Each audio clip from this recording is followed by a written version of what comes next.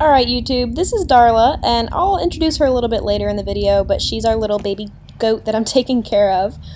But anyways, I wanted to get a YouTube video up that touches on the things that you guys have been requesting as far as a life update for my life goes, and I really wanted to focus on mental health, especially in the equestrian world. We're under a lot of pressure, and it's something that I really struggle with, and I know a few of you have reached out to me that you struggle with it too, so I really want to make sure that it's at least talked about.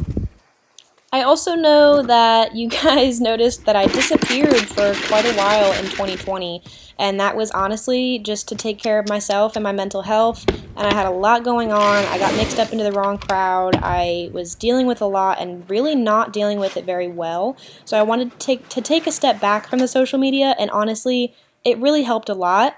But I did miss being involved with you guys and interacting with you guys, so it's something that I got back into, and I'm really glad that I did.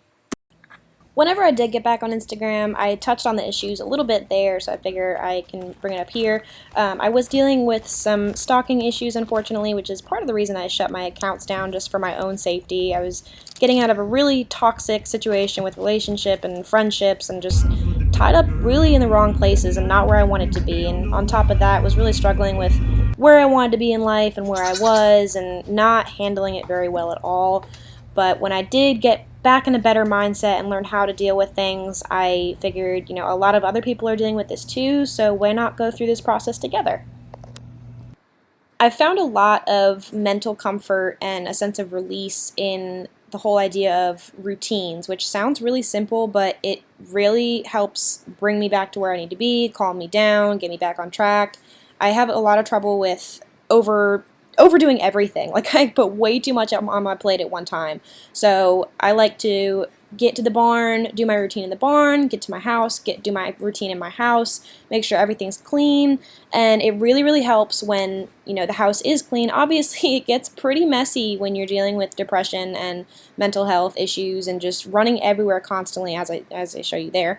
But I find that just keeping things simple, as you can see, my room here is pretty simple. It's a lot less cluttered than my room at my parents' house, and it really helps me stay mentally clear. Like I said, I do tend to put too much on my plate, so it really helps if I have a set task that I have to do, like feed the horses and stay to that routine. And now I have to bottle feed this goat a few times a day, and having that responsibility and that necessary, I have to do this and I have to put everything else aside to take care of this right now, this is my priority, has honestly really stabilized me. And this goat is not getting along well with the new baby goat, but she's trying and they'll be okay eventually.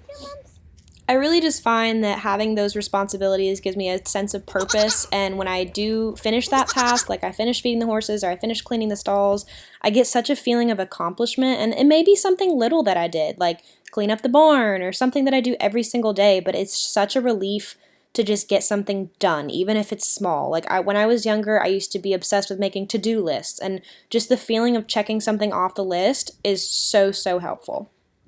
Now, obviously, I'm not a mental health expert, and I'm not the one to tell you what to do with your life. I'm just sharing my experience. And, when it comes to the horses, as far as where I am with all of this, like I've kind of touched on my Instagram, I've honestly taken a step back from showing, and that's simply because, first of all, as I get older, it becomes more of a financial burden, and I have more pressing responsibilities, which, of course, take my priority.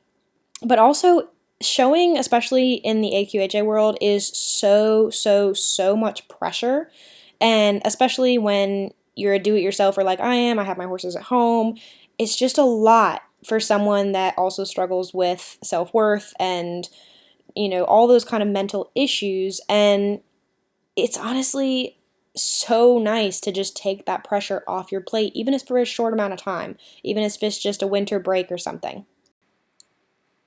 My whole experience with horses when I was younger, I did with myself, and I chose my idols based on who was most successful in the show ring. That's who I saw first when I joined social media, was people showing nonstop, and I wanted to be that person, and I was jealous of them, and I was going to do whatever it took to get there. And of course, that gave me the drive that I needed when I was younger to just learn as much as I could when we didn't necessarily have the financial resources, didn't have the resources around where I lived.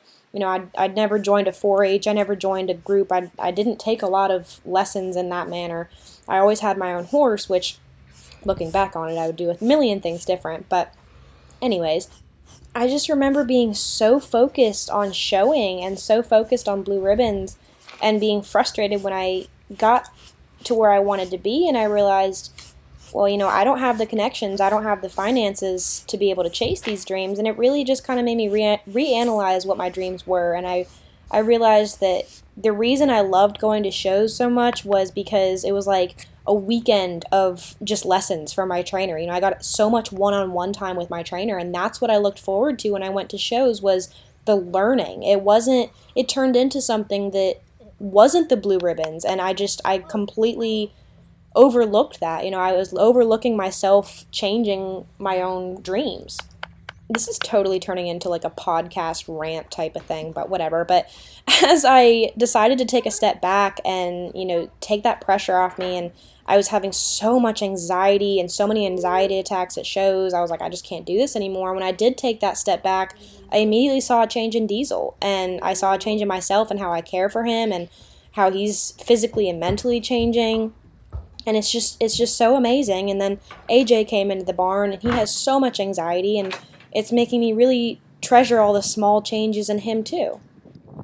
And I think, I'm going to go out on a limb here saying this, but I really think the horse show world has turned into